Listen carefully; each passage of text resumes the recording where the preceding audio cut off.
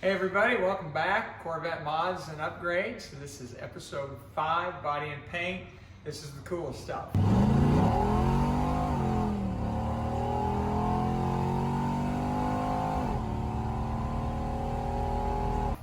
So, my car had exhaust that exited out of the rear, and as I told you in the last episode, I talked to you about the side pipes. So, the Corvette exhaust exits half on the rear valance and half on the rear quarter. There's a couple ways you can go about doing this if you want to fill that in. There's actually a panel that's made, a rear valance panel that's made, that has the filler piece that comes around this side. And there's a couple things wrong with that. First of all, they never fit. I don't care where you get it or what company you get it from, it's never going to fit. And so with that, you have to realize you're going to end up having to do some body modifications. If you're good with fiberglass, it's not a big deal. But I went with a factory filler piece that comes straight down, just like a side pipe car would. And there's a few reasons I did that. First of all, there's a flange.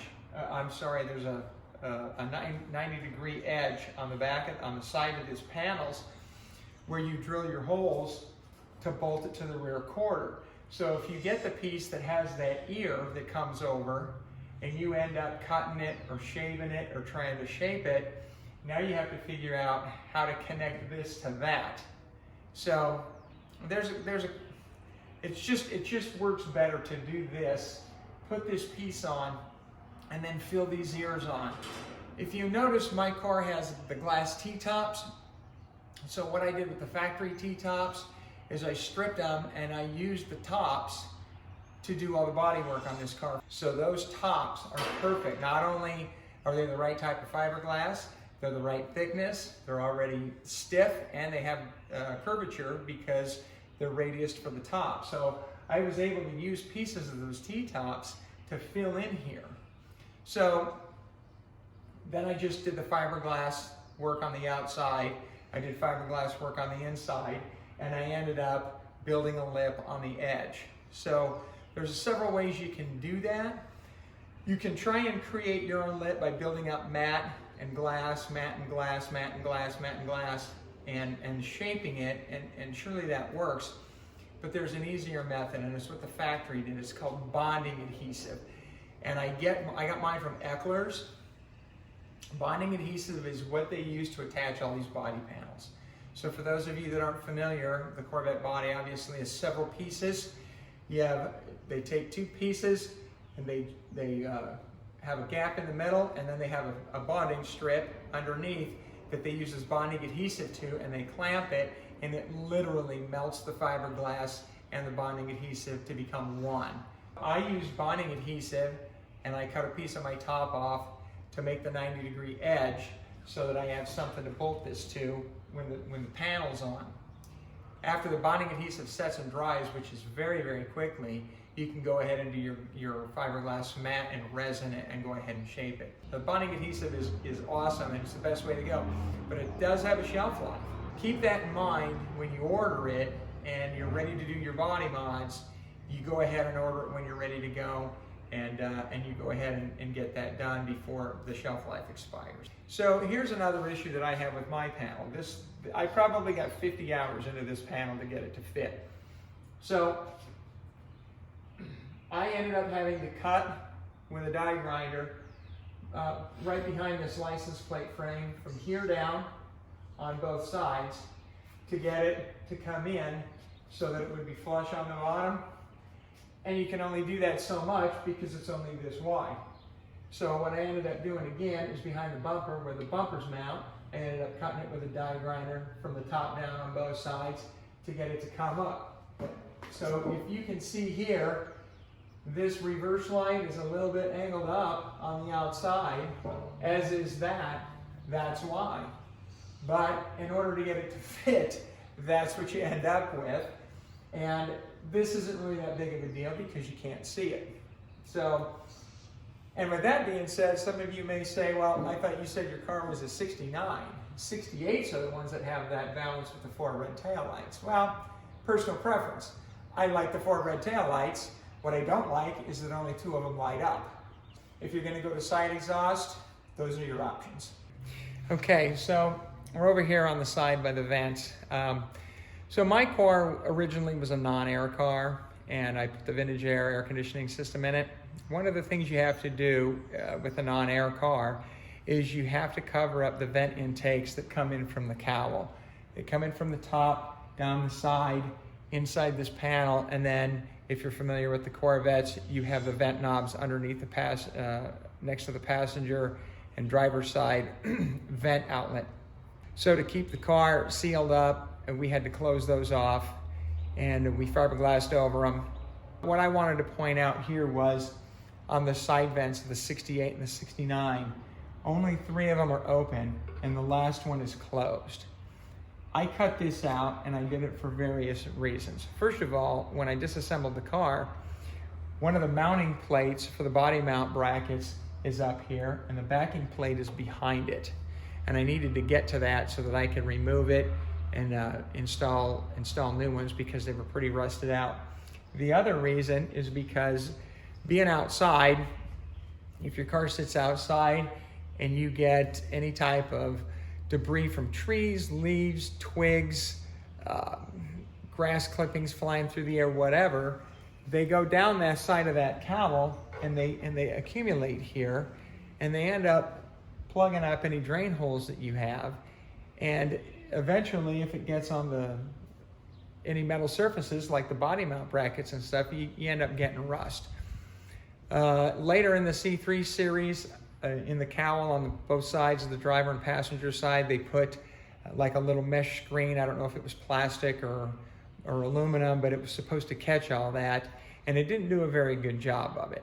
So by keeping this cut out, anything that gets in there is going to come out. In addition, all of the airflow that goes down into the cowl now has somewhere to go, and that's out, because I don't have any external vents that lead into the passenger compartment. Also, in addition to that, if I can show you here, inside the door, over by the hinge area here on these Corvettes is an opening. And again, that tends to fill up with water from rain, washing your car, anything that accumulates here, and it creates problems, generally rust. So I glassed over all of that, and I cut this out. Okay. This is the area that I was talking about earlier. A lot of these are open on these cars, and rainwater and crap and leaves and twigs and everything accumulate right here. And that also leads to rust when it gets back down here on top of the frame rail. And this served another purpose on the passenger side, because when I ran the vintage air lines, you have your high and low pressure lines for your evaporator core, and you have your in and outlet lines for your heater core.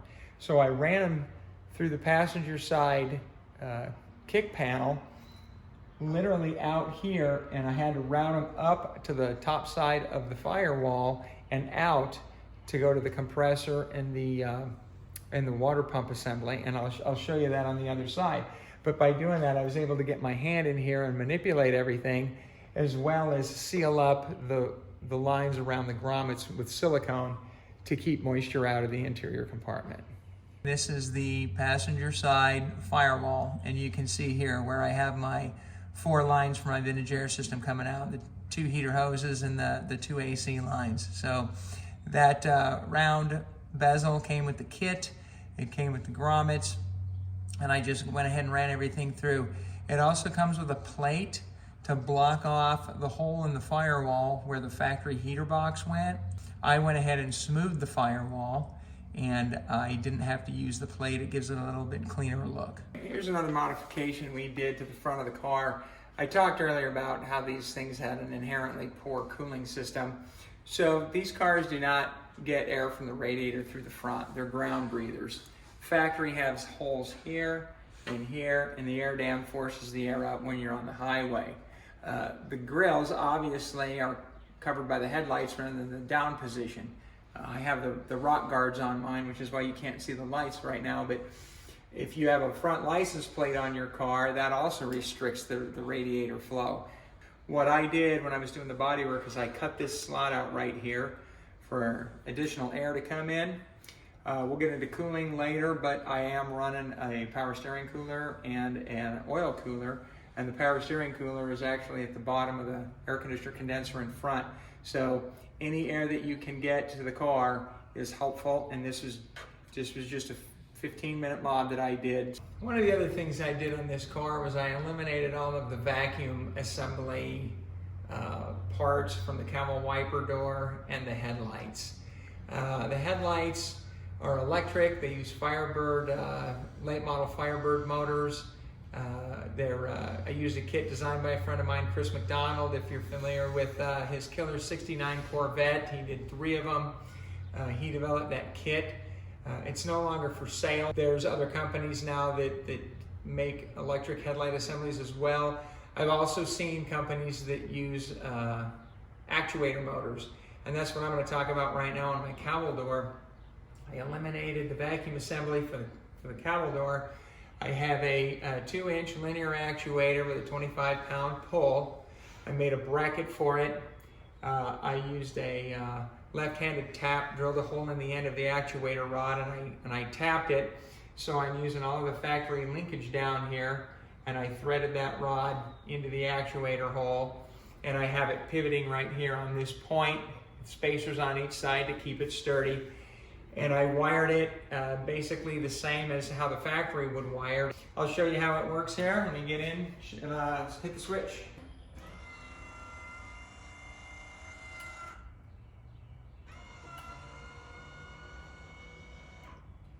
Show you a couple other things that I've done. This hydraulic rod here is way better than that factory strut rod with the rotating cam. If you've ever taken your Corvette to a show or you're just trying to work on it outside and you got a breeze going and the breeze pushes on the back of the hood, it'll unlock that cam, and then when the breeze stops, your hood slams shut. I put the late C3 sport mirrors on. Anybody that's driven an early muscle car with the chrome post with the mirror on the ball knows that once you start getting going fast, the wind pushes the mirror over. Plus they look really slick. The other thing I did are my doors are remote. I removed the locks and the handles, so I got smooth body lines going here, and they operate on remote. You can probably open the door 10, 15 feet away. And as you can see, I have the glass tops here. So one of the things that you have to do is on factory fiberglass tops, you have a stud with a triangular piece on the end which lines up with the fiberglass top, and you have a latch on this side and you have a latch on that side. These glass tops have one latch that moves a rod in and out. So you have to remove the factory mounting bracket and get the proper mounting brackets for that. There's a shim kit that you can buy, and you can put shims under here to shim it up and to shim it down to get it to where you want. I put an additional piece of weather stripping here because of all the bugs usually come through in here. It also is an extra protection against the rainwater as well. One of the other problems I had is on the passenger side top, the alignment pin did not line up at all. This is what I was talking about on the passenger side top. This alignment pin did not fit at all. There was absolutely no way, even with the adjustment on this hinge, that this top was going on the car. I ended up cutting this off completely. I put the pin in the car and put the bracket back on the top and threw the top back on, figured out where it needed to be, and tack welded it, and then I took it off and welded it up completely. Okay, here's another issue I had with the tops. This is a huge gap right here, and the driver's side doesn't have that. So when you close the handle and that rod extends, it wasn't extending into the female mount. So the problem was it was rattling and it wasn't secure. What I ended up doing is take a plate, aluminum plate, and I traced the pattern of this bracket around it, and I went ahead and cut it out, and I polished the edges up on a buffer, and I put it behind there to move that plate out. So this is one of my favorite pieces. This is my custom gas filler cap. It actually had a plunger, spring-loaded plunger that you pushed and it would pop up. But with the gas tank in the car, it hits the plunger. Luckily, the plunger is screwed onto a bracket, and I unscrewed the plunger and I cut the bracket down. This is a factory plate that it came with, and I JB welded a magnet here. So the new Stingray emblem is adorned on the back. Okay, so if you'll notice here, this is my antenna.